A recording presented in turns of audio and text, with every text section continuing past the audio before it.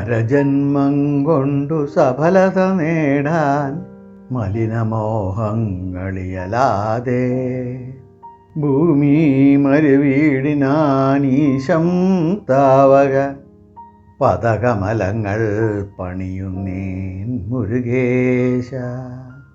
ധർമ്മപുത്രരും അനുജന്മാരും സന്യാസിമാരും എല്ലാവരും കൂടിയിരുന്ന സഭയിൽ പിന്നെയും ഈ ധർമ്മത്തിനെ പറ്റിയിട്ടുള്ള ചർച്ച തന്നെയാണ് നടന്നുകൊണ്ടിരിക്കുന്നത്.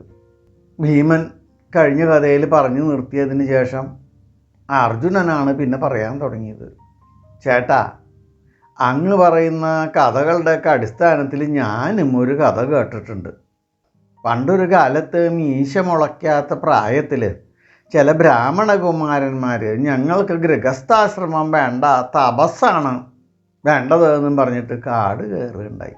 അടുത്ത ഗ്രാമത്തിൽ നിന്ന് ഭിക്ഷയൊക്കെ വാങ്ങിച്ച് അവർ കാട്ടിൽ സുഖതാമസമായി.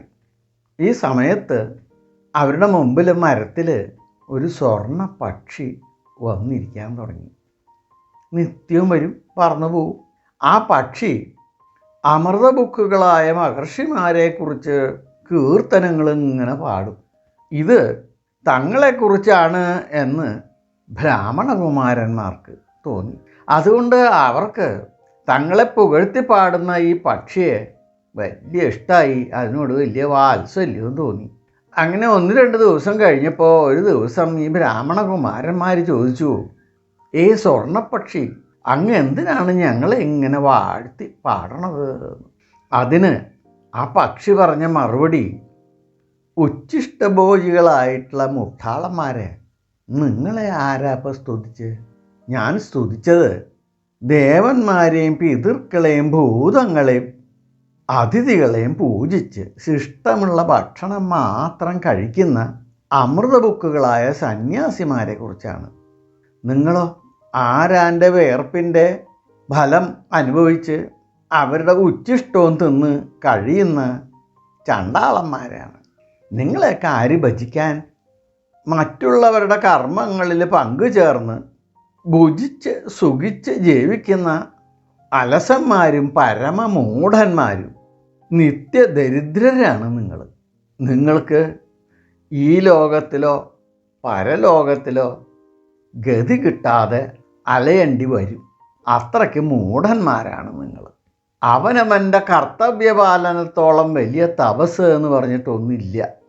അതുകൊണ്ട് ഇനിയും തപസ്സിൻ്റെ പേരും പറഞ്ഞ് അലസമായി ജീവിക്കാണ്ട് സ്വഗ്രഹത്തിൽ പോയി അവനവൻ്റെ കർമ്മം ചെയ്ത് ജീവിക്കാൻ നോക്കൂന്ന് ഈ സ്വർണ്ണപക്ഷി ഈ ബ്രാഹ്മണ കുമാരന്മാരെ ഉപദേശിച്ചു.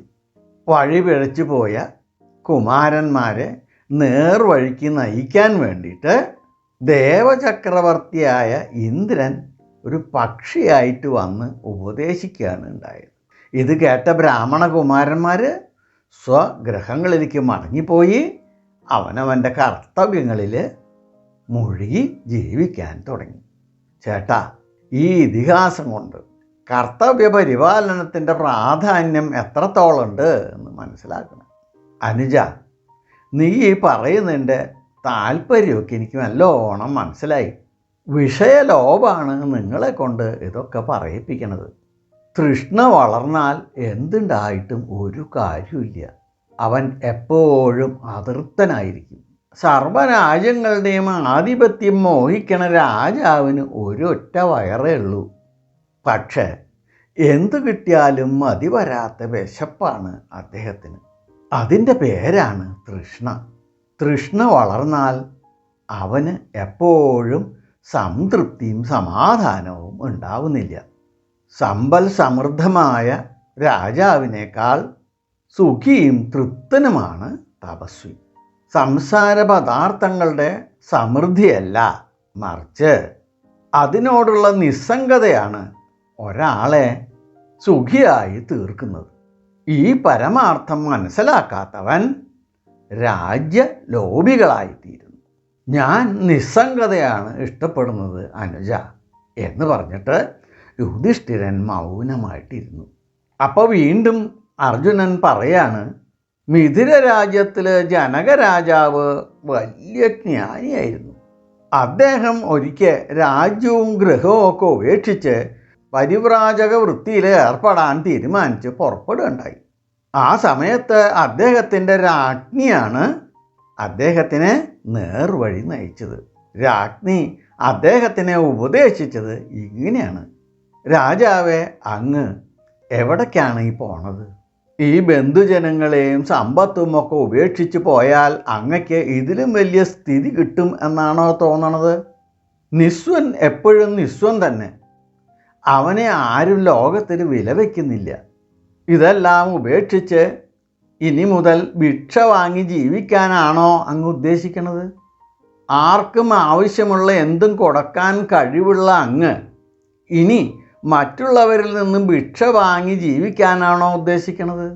കൊടുക്കുന്നവനും വാങ്ങുന്നവനും തമ്മിലുള്ള വ്യത്യാസം അങ്ങ് അറിഞ്ഞിരിക്കണം. ദേവന്മാരെയും പിതൃക്കളെയും ഭൂതങ്ങളെയും ഒക്കെ തൃപ്തിപ്പെടുത്തിക്കൊണ്ടുള്ള ധാർമ്മികമായ ജീവിതത്തേക്കാൾ എന്ത് ശ്രേഷ്ഠമാണ് ഈ പരിവ്രാജക വൃത്തിയിലുള്ളത് എന്ന് അങ്ങൊന്ന് ഓർത്താക്കൊള്ളാം. ജ്ഞാനദുർബലരും ശാസ്ത്രബോധം ഇല്ലാത്തവരാണ് സന്യാസം എന്ന പേരും പറഞ്ഞ് പുറപ്പെടുന്നത്. അവർക്കോ ഇഹപരലോകങ്ങളുടെ ഗതിയൊട്ട് അറിഞ്ഞും കൂടാ. വാസ്തവത്തിൽ ധർമ്മം കൊണ്ട് ജയിക്കാൻ കഴിയാത്തതായിട്ട് ഈ ലോകത്തിൽ എന്താണ് ഉള്ളത്? എല്ലാവരെയും തൃപ്തിപ്പെടുത്തി ജീവിക്കാൻ കഴിയുന്നവനാണ് ശ്രേഷ്ഠൻ. അതിനാൽ രാജ്യം ഭരിച്ച് ധർമ്മത്തെ ആചരിക്കുകയാണ് അങ്ങ് ചെയ്യേണ്ടത്. ഗൃഹസ്ഥൻ തൻ്റെ ധർമ്മത്തെ ഉപേക്ഷിക്കുന്നു എന്ന് വന്നാൽ അത് ദേവന്മാരെയും പിതൃക്കളെയും ഒക്കെ വഞ്ചിക്കുന്നതിന് തുല്യമാണ്. നിസ്സംഗമായ ജീവിതം ഗൃഹസ്ഥാശ്രമത്തിലും സാധിക്കുന്ന ഒന്ന് തന്നെയാണ്. രാഗദ്വേഷങ്ങൾ നീങ്ങിയില്ലെങ്കിൽ പരിവ്രാജകരും സംസാരികൾ തന്നെയാണ്. അങ്ങ് ധർമ്മത്തെ ആചരിക്കൂ. അതുകൊണ്ട് മാത്രമേ ശ്രേയസ് ഉണ്ടാകുന്നുള്ളൂ. തൻ്റെ പത്നിയുടെ വാക്കുകൾ കേട്ട ജനകൻ പിന്നീട് തൻ്റെ സന്യാസമോഹം കളഞ്ഞ് നിസ്സംഗനായിട്ട് രാജ്യം ഭരിക്കുകയാണ് ഉണ്ടായത്. ചേഷ്ട, ജ്ഞാനസമ്പന്നനായ രാജാവിന് പോലും ഈ മൗഢ്യം ഉണ്ടായി. ആ സ്ഥിതിക്ക് അങ്ങക്ക് ഇങ്ങനെയൊക്കെ തോന്നിയതിൽ അത്ഭുതം ഒട്ടുമില്ല. സ്വവിവേകത്തെ ഉപയോഗിച്ച് സ്വബുദ്ധി കൊണ്ട് തന്നെ പരമാർത്ഥത്തെ അറിയാൻ ശ്രമിക്കുന്നവനാണ് ബുദ്ധിമാൻ.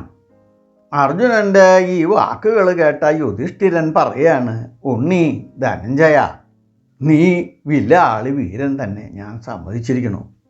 പക്ഷേ ശാസ്ത്രധർമ്മങ്ങളെക്കുറിച്ച് നിനക്ക് ഇനിയും ശരിയായ ബോധം ഉണ്ടായിട്ടില്ല. ജ്ഞാനസമ്പന്നരും പരിവ്രാജകരുമായ പലരും ചാരിതാർത്ഥന്മാരും മുക്തന്മാരും ആയിട്ടുണ്ട്. ശാസ്ത്രത്തിൻ്റെ നിഗൂഢ അർത്ഥങ്ങളെ ഗ്രഹിക്കാൻ വേണ്ടിയാണ് അവർ പരിവ്രാജകന്മാരായി മാറുന്നത്. ധനത്തിന് പ്രാധാന്യമുണ്ട്, അത് ഞാൻ സമ്മതിക്കുന്നു. പക്ഷേ അത് ഈ ലോകത്തിലെ അനുഭവങ്ങളെ ആശ്രയിച്ചാണ്. ധനം ഒരാളെയും ചാരിതാർത്ഥ്യാക്കുന്നും ഇല്ല. ഇത്രയും ധർമ്മപുത്രർ പറഞ്ഞു കഴിഞ്ഞപ്പോൾ അതിന് ഉത്തരം പറയാൻ പുറപ്പെട്ടത് അവിടെ ഇരുന്നിരുന്ന ദേവസ്ഥൻ എന്ന ഒരു മഹർഷിയാണ്. എല്ലാവർക്കും ഭഗവാന്റെ എല്ലാ അനുഗ്രഹാശിസ്സുകളും എപ്പോഴും ഉണ്ടാവണേ എന്ന് പ്രാർത്ഥിച്ചുകൊണ്ട് ലോക സമസ്ത സുഖിനോ ഭവന്തു.